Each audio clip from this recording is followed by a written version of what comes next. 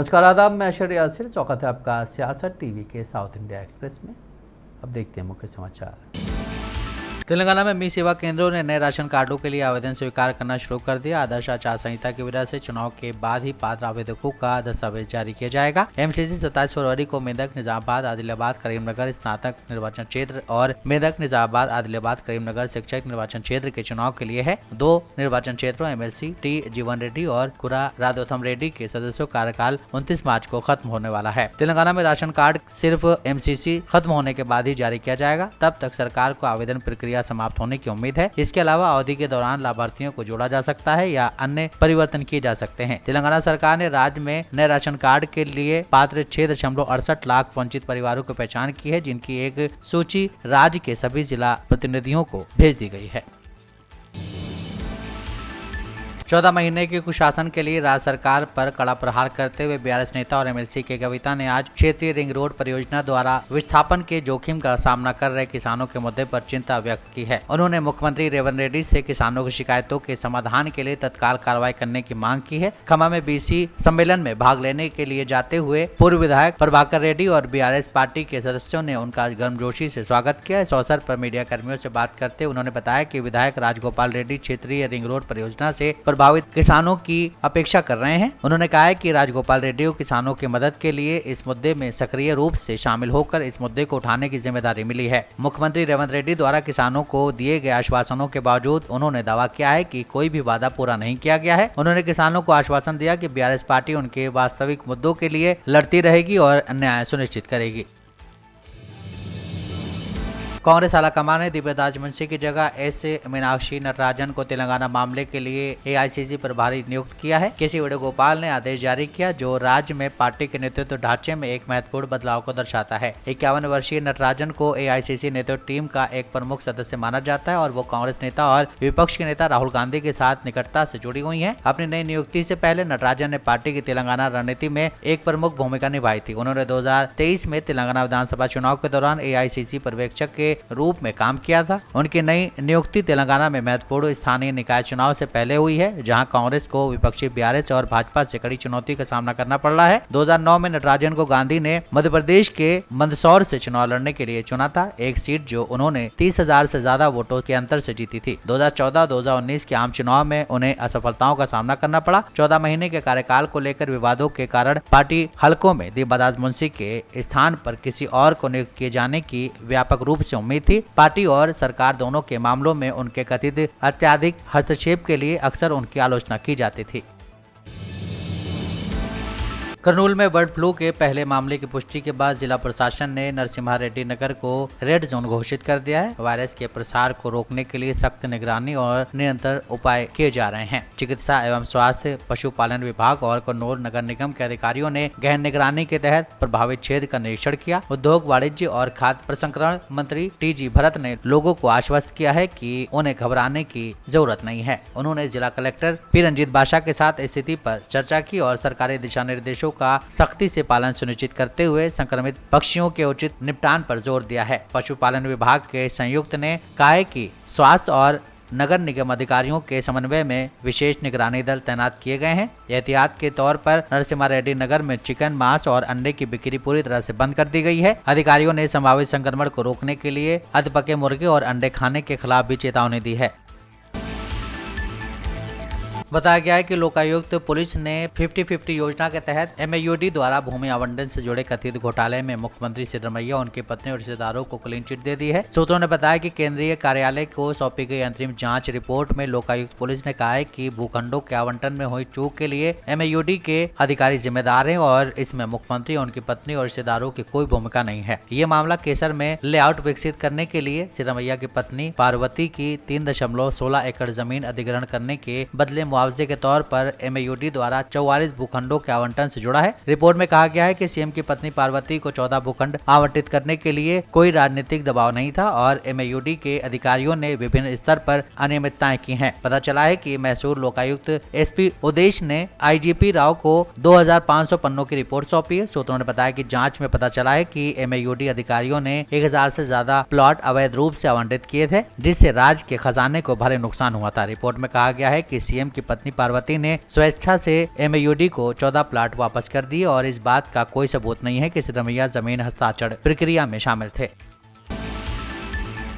केंद्रीय मंत्री प्रहलाद जोशी की चंडीगढ़ में संयुक्त किसान मोर्चा और किसान मजदूर मोर्चा के साथ बैठक हुई। मीटिंग में क्या क्या चर्चा हुई, इसकी जानकारी केंद्रीय मंत्री ने दी है। उन्होंने कहा है कि ये चर्चा बहुत ही सकारात्मक माहौल में हुई है। किसान नेताओं ने काफी देर तक विस्तार में अपनी मांगे हमारे सामने रखी। प्रहलाद जोशी ने कहा है कि उनकी मांगों को विस्तार से सुनने के बाद हमने PM मोदी के नेतृत्व में किसानों के कल्याण के लिए उठाए जा रहे कदमों का जिक्र किया है। उन्होंने कहा है कि हमने दलहन और तिलहन की फसलों के लिए जो भी कदम उठाए उसके बारे में उन्होंने रुचि भी दिखाई है। उन्होंने कहा है कि मैंने जगजीत सिंह डलेवाल से भूख हड़ताल खत्म करने का आग्रह किया है। डलेवाल जी से विनती की, प्रार्थना की कि इनके भूख हड़ताल समाप्त करके वो अगर चाहे तो एजिटेशन जारी रख सकते हैं, कम से कम भूख हड़ताल तो तुरंत समाप्त करके कोऑपरेट करने के लिए मैंने भारत सरकार की ओर से, मेरे स्वयं की ओर से बहुत ही आग्रह किया हूँ और मैंने उनको उनके नज़दीक भी जाके हाथ जोड़ के विनती किया हूँ कि तुरंत ये भूख हड़ताल समाप्त करो।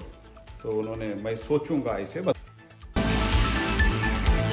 केंद्रीय मंत्री अश्विनी वैष्णव ने आज कर्नाटका में कहा है कि कोविड काल के बावजूद हम एक ऐसी अर्थव्यवस्था देख रहे हैं जो सबसे तेजी से आगे बढ़ रही है और मुद्रास्फीति नियंत्रण में है। हम आज ऐसी स्थिति में हैं जहां हम विश्वास के साथ कह सकते हैं कि मुद्रास्फीति को नियंत्रण में रखते हुए हम आने वाले सालों में 6 से 8% की दर से बढ़ोतरी करते रहेंगे। उन्होंने कहा है कि हमारे PM और फाइनेंस मिनिस्टर ने हमेशा विनम्र और मध्यम आय वाले परिवारों को पूरी सोच के केंद्र में रखा है। मध्यम वर्ग के लिए इस साल बड़ी टैक्स से राहत दी गई है। सालाना 12 लाख रुपए तक की बढ़ोतरी अतीत की तुलना में एक बड़ी उछाल है। कर्नाटका के हासन रेलवे जंक्शन से सटे निर्माणाधीन टावर वैगन शेड बिल्डिंग में एक अज्ञात महिला का शव मिला है। रेलवे पुलिस ने बताया कि अज्ञात महिला के साथ एक हमलावर ने कमरे में बलात्कार किया और फिर उसके सिर पर ईंट से वार किया। पुलिस अभी तक पीड़िता की पहचान नहीं कर पाई है। पुलिस ने शव को Hassan institute of medical sciences के मुर्दाघर में रखवा दिया है और इसकी पहचान करने की कोशिश की जा रही है। एक सूत्र के मुताबिक पीड़िता पड़ोसी राज्य से आई हो सकती है और उसी निर्माण स्थल पर मजदूर के रूप में काम कर रही थी। साक्ष्य जुटाने के लिए फिंगरप्रिंट्स विशेषज्ञ और पोस्टमार्टम यूनिट मौके पर पहुंच गई है। रेलवे पुलिस ने हत्या का मामला दर्ज कर लिया और जांच कर रही है। महाराष्ट्र सरकार लव जिहाद और धर्मांतरण के खिलाफ एक सख्त कानून लाने की दिशा में कदम बढ़ा रही है। राज्य सरकार का मानना है कि इस कानून के माध्यम से लव जिहाद के नाम पर ज्यादती से लोग बचेंगे। सरकार के इस कदम को समाजवादी पार्टी की महाराष्ट्र इकाई के अध्यक्ष और विधायक अबू आजमी ने आजादी के खिलाफ बताया है। अबू आजमी ने महाराष्ट्र सरकार की इस कोशिश को संविधान और व्यक्तिगत आजादी के खिलाफ बताया है। उन्होंने कहा है कि ये मनमानी का एक तरीका है। इस तरह से आजादी पर रोक लगाई जा रही है। हमें कोई एतराज नहीं है अगर वो कानून बनाना चाहते हैं, लेकिन ये संविधान के अधिकारों से छेड़छाड़ करना है। महाराष्ट्र सरकार या दिल्ली की सरकार या यूपी की सरकार, ये इनका सुबह शाम एक ही चीज़ है कि किस चीज़ से मुसलमान को परेशान किया जाए। सांप्रदायिकता हद पे बढ़ी हुई है। देश में आज़ादी है, एक लड़की के साथ रहे इसका कानून बनाना चाहते हैं। एक लड़का लड़के से शादी करके रहे, ये कानून आज़ादी के बनाना चाहते हैं। और लिविंग रिलेशन में लड़की रह सकती है किसी के साथ, आज़ादी इतनी देना चाहते हैं। और जो 18 साल की उम्र के बाद अपनी मर्जी से शादी करे, अपनी मर्जी से अपना धर्म चुने, उस पर पाबंदी लाना चाहते हैं। हमें कोई एतराज़ नहीं बना है जो बनाना है। हाँ, बहुत सारी मुस्लिम लड़कियां भी हिंदुओं के साथ जा रही हैं या हिंदू से शादी कर रहे हैं, हिंदू बन रही हैं।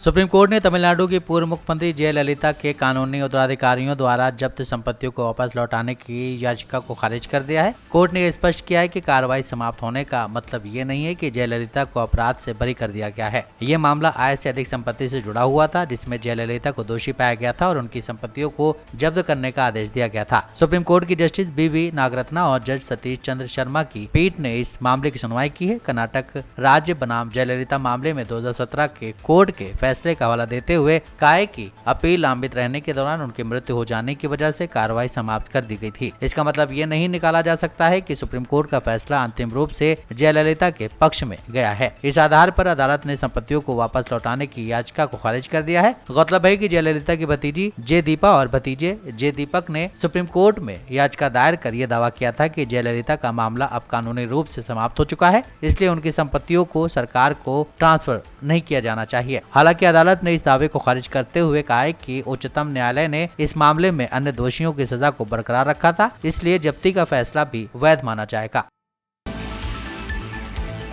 तमिलनाडु भाजपा अध्यक्ष के अन्नामलई ने घोषणा की कि 2026 के चुनाव में डीएमके सरकार को सत्ता से बाहर कर दिया जाएगा। उन्होंने इस बात पर जोर दिया है कि अल्पसंख्यक भी सत्तारूढ़ पार्टी के खिलाफ वोट करेंगे। 1998 के सिलसिलेवार बम धमाकों के पीड़ितों के लिए कोयम्बटूर में एक स्मारक कार्यक्रम में बोलते हुए अन्नामलई ने एक सार्वजनिक सभा को संबोधित करने से पहले अपनी जान गंवाने वालों को श्रद्धांजलि दी। अन्नामलई ने जोर देकर कहा है कि भाजपा अपने वादों पर अमल करती और डीएमके सरकार के लिए सिर्फ 1 साल बचा हुआ है। ऐसे में राजनीतिक बदलाव जरूरी है। उन्होंने केंद्र सरकार की सलाह के मुताबिक 21 मई को आतंकवाद विरोधी दिवस मनाने में विफल रहने के लिए राज्य सरकार की आलोचना की और डीएमके पर राष्ट्रीय सुरक्षा पर वोट बैंक की राजनीति को प्राथमिकता देने का आरोप लगाया। उन्होंने भाजपा के नेतृत्व वाले एनडीए के भारत की रक्षा को मजबूत करने पर ध्यान केंद्रित करने पर भी प्रकाश डाला, ये सुनिश्चित करते हुए कि राष्ट्र 2 मोर्चों पर युद्ध के लिए भी तैयार है। 2024 में प्रधानमंत्री नरेंद्र मोदी की उसी स्मारक की यात्रा का जिक्र करते हुए उन्होंने राष्ट्रीय सुरक्षा के लिए भाजपा की प्रतिबद्धता की ओर इशारा किया।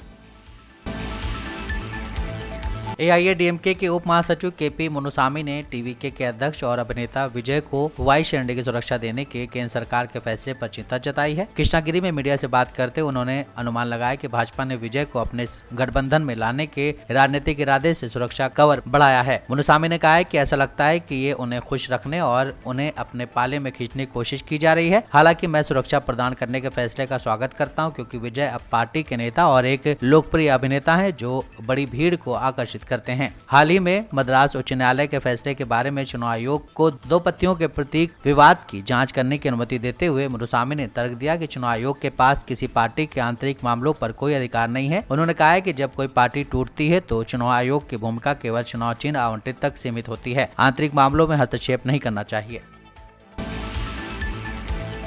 साउथ इंडिया एक्सप्रेस यहीं समाप्त होता है। मुझे दें इजाजत, बाकी खबरों के लिए आप बने रहें सियासत टीवी के साथ।